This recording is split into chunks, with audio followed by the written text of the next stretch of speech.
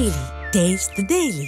Rajeswari Priya ma'am, தேர்தல் களம் யாருக்கு சாதகமாக இருக்குன்னு நீங்கள் நினைக்கிறீங்க? ஏன்னா இப்போ ஒவ்வொரு அரசியல் கட்சிகளுமே தேர்தலுக்கு இன்னும் 6 மாதங்கள் இருக்கிறதுக்கு முன்னாடியே இப்போ மக்களை சந்திக்க கிளம்பியிருக்காங்க.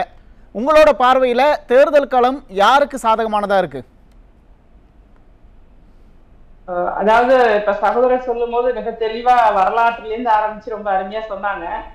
உண்மையா சொல்லணும்னா இந்த மக்களை காப்போம் தமிழகத்தை மீட்போம் அப்படிங்கிற பிரச்சாரம் மேற்கொண்டதன் பிறகு தமிழகத்தோட நிலை மாறி இருக்குங்கிறது உண்மை. அதுல எந்த மாற்று கருத்துமே கிடையாது.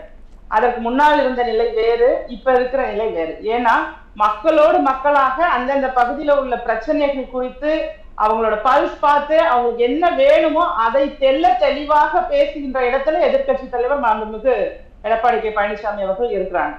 அதை தான் எல்லாருமே இப்ப எப்படின்னா யாரோ பேசுறாங்க, புதுசா வர்றவங்க பேசுறாங்க அப்படிங்கிறதுக்கும் ஏற்கனவே 4 ஆண்டுகள் 2 மாதங்கள் முதல்வரா இருந்த ஒருவர் பேசுறாங்கிறதுக்கும் வித்தியாசம் இருக்கு. அவர் களத்துல செய்து காட்டியவர். ஏற்கனவே தமிழ்நாட்டுக்கு பல திட்டங்களை, புதிய திட்டங்களை கொண்டுட்டு வந்து அதை செயல்முறைப்படுத்தி அது ஏழை மக்களுக்கு பயனுள்ளதாக அந்த 7% நீட் வரைக்கும் பாத்தீங்கன்னா அடிப்படையாக எல்லாருக்குமே ஒரு பயனுள்ள நிறைய திட்டங்களை இங்க கொண்டுட்டு வந்தவர் பேசும்போது அந்த உண்மைத்தன்மை அப்படிங்கிறது மக்கள் மத்தியில அதிகமா தெரியுது. இதுதான் வித்தியாசம். இப்ப 525 வாக்குறுதிகளை திமுக கொடுத்து அதை நிறைவேற்றாம அதற்கான சாத்திய கூறுகளே இல்லாத வாக்குறுதிகளை எல்லாம் கொடுத்து முதல் கையெழுத்தே நீட்டுதான் அப்படின்ற ஒரு பெரிய பொய்யெல்லாம் சொல்லி உதயநிதி சொல்லியிருந்தாருல்ல. இந்த மாதிரி எல்லாம் இல்லாம எது நடக்கும், எது சாத்தியப்படும், எது முடியும், இன்னைக்கு உங்க துறையில என்ன பிரச்சனை இருக்கு, நேற்று முன்தினம் கூட பின்னலாடை தொழிலாளர்களை சந்தித்தாரு. அதுக்கு அங்கங்க போகும்போது அவங்க விவசாயிகளை சந்திக்கிறது, டெல்டா மாவட்டத்துக்கு போகும்போது விவசாயிகளை சந்திக்கிறது, இது ஒவ்வொரு நெசவாளர்களை சந்திக்கிறது, இது குறிப்பிட்டு துறை வாரியாக அரசு ஊழியர்களுடைய பிரச்சனைகளை உள்வாங்குறது, எல்லாவற்றிலுமே திரு எதிர்கட்சி தலைவர் எடப்பாடி கே பழனிசாமி அவர்கள் ரொம்ப சிறப்பாக இந்த பிரச்சாரத்தை மேற்கொண்டிருக்காரு. இப்ப நீங்க கேட்டீங்க ஒரு கேள்வி, இது எப்படி வாக்கா கன்வெர்ட் ஆகும் அப்படிங்கிற மாதிரி ஒரு கேள்வி கேட்டிருந்தீங்க. இது எப்படி வாக்கா கன்வெர்ட் ஆகும்னா இது முழுவதுமாக வாக்குக்காக அங்க வந்தவங்க தான். நான் ஏடிஎம்கேக்கு தான் ஓட்டு போடுவேங்கிறத தெளிவா அந்த இடத்துக்கு நிரூபிச்சு காட்டியவர்களாகத்தான் நான் பார்க்கிறேன். அந்த கூட்டத்துக்கு வந்தவங்க எல்லாருமே நாங்க இங்கதான் இதுதான் ஓட்டு போட போறோம் அப்படிங்கிற ஒரு விஷயத்தை இப்பவே தெரிவிக்கிறாங்க. அப்ப எதிர்கட்சி தலைவருக்கு கூடக்கூடிய கூட்டம் ஆட்சி மாற்றத்திற்கான ஒரு அடித்தளம் அப்படின்னு அச்சாரமிட்டு இருக்காங்க அப்படின்னு நம்ம புரிஞ்சுக்கலாங்களா? நிச்சயமாக இது ஒரு ஆட்சி மாற்றத்திற்கான ஒரு அச்சாரமா தான் நானும் பாக்குறேன். ஏன்னா நாங்க இப்ப காசிநாத பாரதியன் அவருக்கு சொன்னது போல நாங்கெல்லாம் நாகை மாவட்டம், திருவாரூர் மாவட்டம் இந்த பகுதியில இருந்து நாங்க வரும்போது அங்க ஏற்கனவே அதிமுக எப்படி இருக்கும், குறிப்பா சொல்ல போனா என்னுடைய ஊர் திருத்துறைப்பூண்டியில எல்லாம் பாத்தீங்கன்னா நான் கண் கூட பார்த்தேன். நானும் அந்த பிரச்சாரத்துல நேர்ல கண்ணால பார்த்தேன். இந்த அளவுக்கு ஒரு கூட்டம் அதிமுக கூடி இருக்குன்னா இதுதான் முதல் முறையிலே சொல்லலாம். இதை நீங்க நான் இல்ல, நீங்க யார வேணாலும் அந்த பகுதியை சேர்ந்தவர்கள் நீங்க கேட்டா கூட சொல்லுவாங்க. ஏன்னா அங்கெல்லாம் கம்யூனிஸ்ட் கோட்டை அப்படின்னு சொல்லி பேசக்கூடிய இடம். அந்த இடத்திலேயே பல பேர் நடந்து நீங்க ஒரு 4 கிலோமீட்டர் 5 கிலோமீட்டர் பக்கத்து கிராமத்துல இதெல்லாம் நடந்தே அவங்க அந்த நாங்க பாக்கணும், எடப்பாடி அவர்களை பாக்கணும் அப்படிங்கிற ஒரு எண்ணத்தோட பேசிக்கிட்டே நடந்து வந்ததையெல்லாம் நாங்க கண் கூட பார்த்தோம். Okay ma'am. ஆனா கூட்டம் ஒரு பக்கம் இருந்தாலும் கூட எதிர்த்தரப்புல இருந்து என்ன சொல்லப்படுது அப்படின்னா எங்களோட கூட்டணி ஸ்ட்ராங்கா இருக்கு, திமுக கூட்டணி ஸ்ட்ராங்கா இருக்கு, அதிமுக பல இதா உடைஞ்சிருக்கு, நாங்க ஸ்ட்ராங்கா இருக்கோம் அப்படின்னு சொல்றாங்க. இதுதான் இப்ப நம்ம ரொம்ப முக்கியமான இடம். என்னன்னா கூட்டணி ஸ்ட்ராங்கா இருக்கிறது உண்மைதாங்க, ஆனா அது நீடிக்குமா அப்படிங்கிற இடத்துல கேள்விக்குறி இருக்கு. ஏன்னா இப்ப சீட் எவ்வளவு கேட்க போறாங்க, அதுல ஏதாவது பிரச்சனைகள் எழும், அதன் மூலமாக கூட்டணி பிரிஞ்சு வர்றதுக்கான வாய்ப்புகள் இருக்கும். இது இயல்பான ஒன்றுதான், ஆனா ஒரு தேர்தல் சமயத்துல இயல்பான ஒன்றுதான். ஆனா நீங்க இந்த கூட்டணி கட்சிகள் கூட்டணி தர்மத்தை காப்பாற்றணுங்கிறதுக்கு கொடுக்குற முக்கியத்துவத்தை அவங்களை சார்ந்த மக்கள் யார் அவங்களை ஒரு கட்சியாக அங்கீகரித்து பதவியில உட்கார வச்சாங்களோ அவர்களுக்காக அங்க போராடுறதை நிறுத்திட்டாங்கன்றதையும் மக்கள் புரிஞ்சுக்கிட்டாங்க. இப்ப ஒரு எடுத்துக்காட்டுக்கு கம்யூனிஸ்டோ விடுதலை சிறுத்தை கட்சியோ அவர்கள் எல்லாம் முன்பு எப்படி செயல்படுவாங்க, இந்த கூட்டணிக்கு முன்னதாக இருக்கும்போது அவர்களுடைய செயல்பாடு எப்படி இருக்கும், அவங்களுடைய போராட்டங்கள் எப்படி இருக்கும், ஆர்ப்பாட்டங்கள் எப்படி இருக்கும், அந்த விளிம்பு நிலை மக்களுக்காக எப்படி போராடி இருக்காங்க அப்படிங்கிறதையும் இன்று வந்து அவர்கள் பேசும் விதம் இருக்குல்ல, ஒரு துப்புரவு பணியாளர்கள் குறித்தோ அந்த கருத்து தெரிவிக்கும் போது முழுக்க முழுக்க திமுக காரர்கள் போலவே மாறி அவர்கள் மக்களை மனதில் வைக்காம கூட்டணி தர்மத்தை மனதில் வச்சுக்கிட்டு எலெக்ஷன் நெருங்குது, எனக்கு உள்ள சீட்டு வேணுங்கிறத மட்டுமே ஒரு எண்ணமாக கொண்டு செயல்படுறாங்கல்ல. அதனால இவங்க கூட்டணி கட்சிகளாக இருந்தாலும் வாக்கு சரிவு ஏற்படும். ஏன்னா மக்கள் வந்து உணர்றாங்க, நாம வந்து சென்ற ஆட்சியில மன நிம்மதியோட இருந்தோம், இந்த பாகுபாடு இல்ல. இன்னைக்கு குறிப்பா பட்டியலின மக்களுக்கு மிகப்பெரிய ஒரு மன உளைச்சலை ஏற்படுத்திய ஆட்சின்னு தான் இதை நம்ம சொல்லணும். வேங்கைவியல் பிரச்சனை உட்பட பல்வேறு பிரச்சனைகள்ல அவர்களுக்கு இடையூறு கொடுத்து கொண்டு அவர்களை மனதளவில் துன்பப்படுத்திக் கொண்டே இருக்கிறாங்கிறத வந்து மக்கள் உணர்றாங்க. நீங்க என்னதான் கூட்டணியா இருந்தாலும் மக்களுடைய கூட்டணியை அதிமுக பெற்றுவிட்டது. நீங்க அந்த கூட்டணியில உள்ள கட்சிகள் எல்லாமே அவங்களுக்கு தான் ஓட்டு போடணுங்கிற எண்ணத்துல இன்னைக்கு என்ன ஓட்டத்துல களத்துல இல்லைங்கிறதுதான் உண்மை. ஓகே, கூட்டணியில நீடிக்கலாமா அப்படிங்கிற ஒரு சந்தேகத்தோடய இருக்காங்கன்னு சொல்றீங்களா? அது அது அது அடுத்தது. அது எப்போதுமே இப்ப எதிர்கட்சி தலைவர் அவர்கள் சொன்னது போல வேறு கட்சிகள் அந்த கூட்டணியில இருந்து வரலாம், புதிய கட்சிகளும் கூட்டணி அதிமுகவுக்கு வர வாய்ப்புகள் இருக்கு, கூட்டணி இன்னும் ஸ்ட்ராங் ஆகிறதுக்கான அதிக வாய்ப்புகள் இருக்கு. அது ஒரு பக்கம் இருக்கு. இந்த கூட்டணிகள் அப்படிங்கிறது உண்மையாகவே மக்கள் விரும்பக்கூடிய கூட்டணியாக அமையும். இப்ப நமக்கு வந்து இந்த மாதிரி ஒரு அந்த நிர்வாக திறனற்ற, சட்ட ஒழுங்கு இல்லாத, பெண்களுக்கு பாதுகாப்பு இல்லாத ஒரு ஆட்சியில கடந்து தவிக்கிறோம்.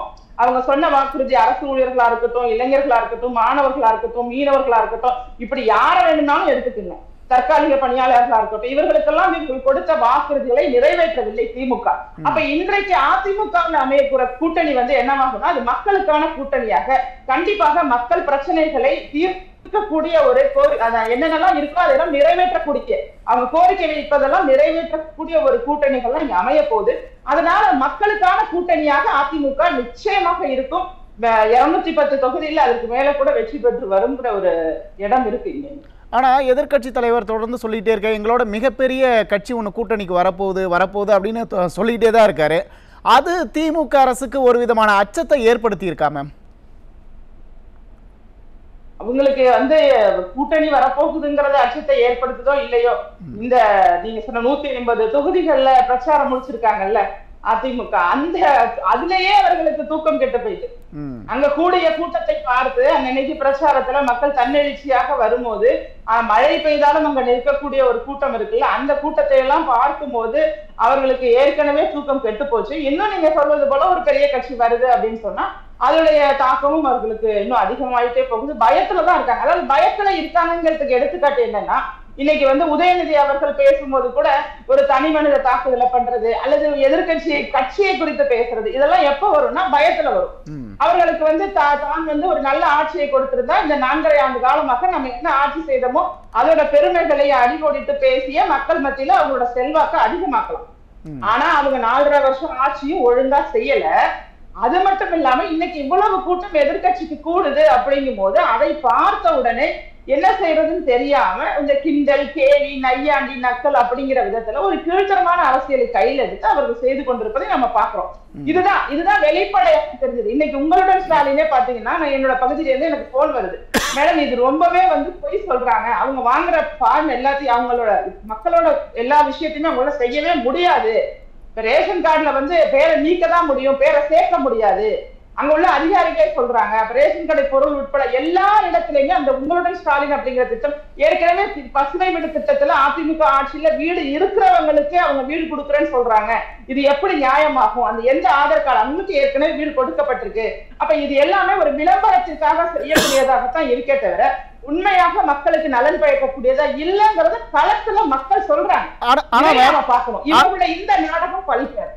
ஆனா திமுக ஒரு பக்கம் வந்து எங்களோட கூட்டணி ரொம்ப ஸ்ட்ராங்கா இருக்கு அப்படின்னு சொன்னாலும் கூட, இன்னொரு பக்கம் அதிமுக பாஜக கூட்டணியை பத்தி விமர்சிக்கிறாங்க, அதிமுகவை பத்தி அவதூறுகளை அள்ளி வீசுறாங்க. அப்படின்னா திமுக வந்து அதிமுகவோட இந்த கூட்டணியை பார்த்து திமுக பயப்படுறாங்களோ இல்ல மக்கள் செல்வாக்க பார்த்து பயப்படுறாங்களோ அப்படிங்கிற ஒரு கேள்வி இருக்குல்ல. அதைத்தான் நான் ஏற்கனவே சொன்னேன். இவருக்கு பயமே இன்னைக்கு மக்கள் செல்வாக்க பார்த்துதான் பயம் வந்து பேசுறதுக்கு என்னன்னே புரியாம தெரியாம ரொம்பவே அரசியல்ல வந்து ரொம்ப கீழே எடுத்துட்டு போயிட்டு இருக்க மாதிரி திமுக வந்து நடந்துக்கிறத நம்ம பார்க்கணும். இதற்கு காரணம் வேற ஒண்ணுமே இல்லை, அதிமுகவுக்கு கூடக்கூடிய கூட்டம் தான் காரணம். இந்த பிரச்சாரத்துல அவங்க எதிர்பார்க்கவே இல்லை, இவ்வளவு கூட்டம் வருது எதிர்பார்க்கவே இல்லை. அதனாலதான் ஆம்புலன்ஸை விட்டு பார்ப்பாங்கன்னு வேற என்ன வேணாலும் பண்ணலாம், என்ன பண்றதுன்னே தெரியாம திக்குமுக்காடி போய் திமுக நிக்குதுன்னு தான் சொல்லணும். அந்த நிலைக்கு தள்ளப்பட்டிருக்காங்கிறதுதான் உண்மை. இது இன்னும் இல்ல, இன்னும் 6 மாதம் காலம் இருக்கு. இது வந்து ஒரு ட்ரைலர் தான், இன்னும் மெயின் பிக்சரே இன்னும் நிறைய இருக்குங்கிற மாதிரி அதிமுக மிக சிறப்பாக அந்த பிரச்சார முறையை எடுத்துட்டு போறாங்கிறது என்னுடைய பார்வை. ஆளும் கட்சியை விட எதிர்கட்சிக்கு இவ்வளவு ஒரு மக்கள் கூடுறாங்க அப்படின்னா அதை நம்ம ஆளும் அரசு மீதான அதிருப்தின்னு தானே நம்ம புரிஞ்சுக்க வேண்டியிருக்கு. அதான் உண்மை, ஆளும் கட்சி மீதான அதிருப்தி தான். ஏன்னா இன்னைக்கு கட்சிக்காரவங்க மட்டும் வராங்க அப்படின்னு சொன்னா நம்ம நீங்க சொல்ற மாதிரி அது வந்து கட்சிக்காரவங்க கூடுறாங்கன்னு சொல்லலாம். இன்னைக்கு பொதுமக்கள் தன்னெழுச்சியாக வர்றாங்கன்னு சொன்னா அதற்கு முழு காரணம் இந்த ஆட்சியுடைய அவலம். இந்த ஆட்சியில இவ்வளவு அவல நிலை இருக்கு. இதை வந்து நம்ம எதிர்ப்பை வெளிக்காட்டணும். இந்த எதிர்ப்பை நம்ம வெளியில காட்டணும்னா கண்டிப்பாக இந்த கூட்டத்துல போய் நம்ம நின்று எதிர்கட்சி தலைவர் அவர்கள் பேசுறதை கேட்கணும் அப்படிங்கிற ஒரு இடத்துக்கு வந்துட்டாங்க. ஏன்னா நமக்கான ஆட்சி சென்ற ஆட்சியாக தான் இருந்துச்சு. மக்கள் எல்லாருமே சொல்றாங்க இன்னைக்கு மின் கட்டணம் உட்பட சொத்து வரி உட்பட எல்லாமே உயர்வு, விலைவாசி உயர்வு விண்ணை முற்ற அளவுக்கு இருக்கு. இப்படிலாம் இருக்கும்போது அவர்கள் சொன்ன ஒரு மானிய விலை கேஸ் சிலிண்டர் இதெல்லாம் கூட அவங்க சொன்னது தானே, அதையெல்லாம் கூட அவர்களால நிறைவேற்ற முடியலைங்கிற இடத்துல மக்கள் அதிருப்தி அடைஞ்சிட்டாங்க. பெண்கள் உட்பட இவங்க நினைச்சிட்டு இருக்காங்க 1000 ரூபாய் இலவச பேருந்து அப்படின்னு. பெண்கள் தெள்ள தெளிவாக இது எங்களுடைய வரி பணம், அது மட்டும் இல்லாம டாஸ்மாக்ல அதிக வருமானத்தை எங்க வீட்டுல உள்ளவங்க தான் கொடுக்குறாங்க, இப்படி எல்லாம் பேச தொடங்கிட்டாங்க. இந்த 1000 ரூபாய் அப்படிங்கிறது களத்துல எடுபடவே இல்லை. இவர்கள் நினைச்சிட்டு இருக்காங்க இந்த 1000 ரூபாய் மட்டுமே போதும்னு. ஆனா எல்லா இடத்துலயுமே ஃபெயிலியர் மாடலாகத்தான் இந்த திமுக ஆட்சி இருந்திருக்கு. அதனால கண்டிப்பாக அது அதிமுக மிகப்பெரிய வெற்றியை ஏற்படுத்தி. ஓகே மேம், நான் முதற்கட்ட கருத்தை எடுத்துக்கிறேன், நம்ம தொடர்ந்து பேசுவோம். ராஜேஸ்வரி பிரியா மேம், நாங்க ஸ்ட்ராங்கா இருக்கும்னு ஏன் அந்த திமுக கூட்டணி கட்சிகளும் திரும்ப திரும்ப சொல்லிட்டு இருக்காங்க? ஒண்ணு. இன்னொன்னு, எதிர்கட்சி தலைவருக்கு கூடுற கூட்டத்தை பார்த்துட்டு இன்னைக்கு துணை முதலமைச்சர் வந்து கிளம்பி இருக்காரு. 2. அதுக்கப்புறம் பார்த்தீங்கன்னா இப்போ இந்த 6 மாத காலத்தில் பார்த்தீங்கன்னா நிறைய திட்டங்களை வந்து திமுக அரசு கொண்டு வராங்க. நாங்கள் மக்களுக்கு அதை செஞ்சோம் இதை செஞ்சோன்னு கொண்டு வராங்களே, இதெல்லாம் ஒட்டுமொத்தமாக தேர்தல் பயத்தை வந்து வெளிக்காட்டுதுங்களா? ஆமா, அது எந்த மாற்றமும் இல்ல.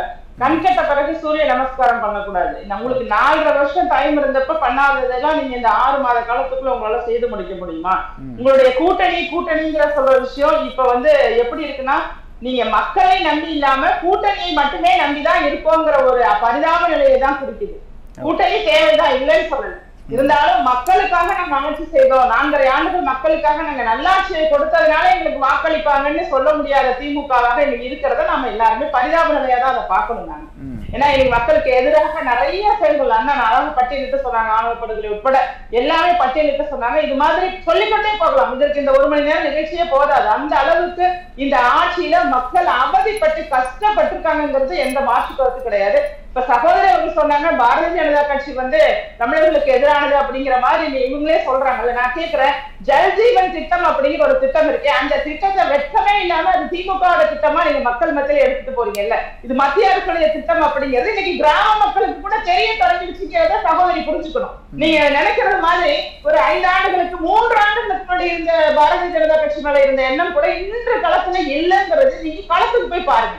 ஏன்னா மருத்துவ பாதுகாப்பு, நிறைய மருத்துவ காப்பீடு திட்டம் இருக்கட்டும், இது மாதிரி ஏகப்பட்ட மத்திய அரசுடைய திட்டங்களை மக்கள் அனுபவிக்க தொடங்கியிருக்காங்க. இந்த இடத்துல சாதி மதமா எதுவுமே பார்க்கல. நீங்க சொல்ற மாதிரி மதம்னு சொல்லி மதத்தை தூண்டுறத திமுக தான் வேலையை வச்சிருக்க தவிர எந்த இடத்துலயும் இங்க எந்த பிரச்சனையும் நடக்கல. நீங்க அதை கவனிக்கணும். மத நல்லிணக்கத்துக்காக நிறைய பேர் நிறைய இடத்துல நாங்க எல்லாமே அதை பேசக்கூடிய ஆட்கள் தான். எல்லாமே வந்து இப்படிதான் இருக்கும், இப்படி ஆயிடும் அப்படின்னு பூச்சாண்டி வேலைகள் எல்லாம் இனிமேல் எடுபடாது. நன்றி தெளிவா இருக்காங்க. இஸ்லாமிய கிறிஸ்தவர்கள் உட்பட அனைவருமே இந்தியாங்கிற நாட்டு நாங்களும் ஒன்னே சமம் அப்படிங்கிற நிலைக்கு இன்னைக்கு வந்து துணிச்சலாக பேசக்கூடிய இடத்துல இருக்காங்கிறதையும் நாம வந்து புரிஞ்சுக்கணும். அதனால கண்டிப்பாக இந்த கூட்டணி வலுவான கூட்டணிங்கிறத மாற்றிக்கிறோம். ஓகே, நன்றி மேம்.